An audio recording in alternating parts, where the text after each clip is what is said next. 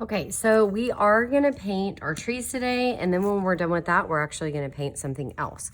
So when it comes to paint, there's a lot of things we need to know. So first of all, we're pretending like I'm at my seat. My paint's next to me, my water's on top of my paint. That means if I have a neighbor, my neighbor is sitting right here next to me. They also have a newspaper and a paper, okay? We're sharing the paint, we're sharing the water. We each have our own brush. So there's a lot of things we need to know. So first of all, with temper cakes, these are temper cakes. Temper cakes need water.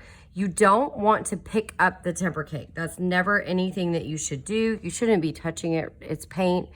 You do have to be gentle with it, okay? It will break, and we don't want to do that because it's very expensive. You're gonna need to use water with the brush to create the paint, okay? Because obviously, like, they're solid, and so we have to add water to them. Your brush, though. So you have a metal part on your brush. If you take metal and you start rubbing it on paper, do you think it's going to create a hole?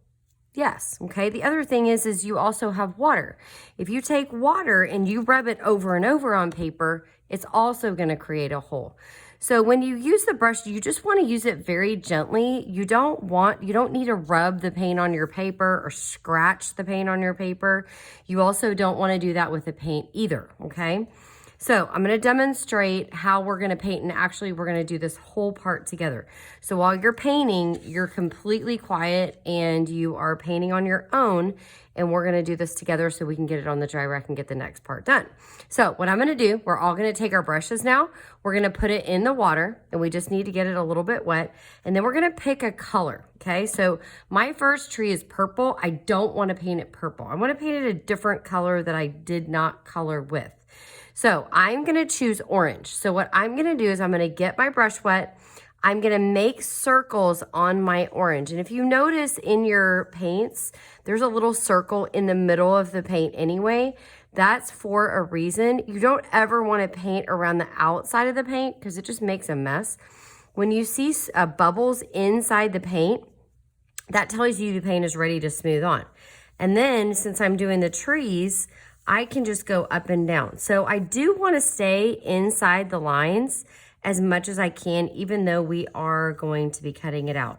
Now, if you notice, I went back to the paint. So I always go water, tickle the paint, and then I go to the paper and smooth it on, okay? If I don't have enough water on my brush, then my paint's gonna look very dry on my paper. If I have too much water, then my paint's gonna look super wet. So we have to kind of figure that out a little bit. Now, if I finished my first tree, I am done with orange. So I'm gonna put my brush in the water and I'm gonna count to 10 and I'm gonna make little circles. I'm gonna show you on the screen. You're not picking up the water, but I'm gonna go 1, 2, 3, 4, 5, 6, 7, 8, 9, 10. If you notice, I'm not splashing the water. The water doesn't ever come out of the container. I just make little circles. And in fact, once you get older, you're probably not going to even think about it. And I just put my brush in the water and make circles.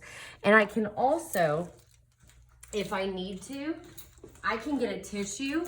And the tissue is great because I can put my brush on the tissue and look, it's clear. There's no color. So that tells me my brush is ready to go. So I'm going to put water back on. Now I have my next tree is red.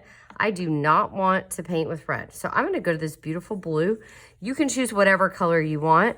We're definitely not going to paint with black or with white. So sorry, I forgot to say that at the beginning, but I always want to go water, paint, paper so that I can smooth my paint on. Now, while you're painting, you're also going to notice the paint is going to stick to the white part of the paper and it's not going to stick to the crayon. The crayon is going to resist it because it's made out of wax. I'm also kind of turning my brush sideways and I'm painting my branch also, okay? And any little puddles I see, I'm going to move them maybe to some dry areas that I have. I'm not painting my spaces. I'm only painting my tree. And my whole tree is one color. Then I'm going to go back to my water. 1, 2, 3, 4, 5, 6, 7, 8, 9, 10. Okay, last color. You can choose whichever. I colored mine blue. I definitely do not want to do blue. So I'm going to go ahead and go for green. Again, you can choose whichever color you want except for black or white. And we're gonna go ahead and paint. Again, I'm painting up and down, water, paint, paper. Now, when I say tickle the paint, I know that sounds super funny, but that's literally what you're doing. You're not wanting to smash your brush in the paint. You're not wanting to scrape the paint.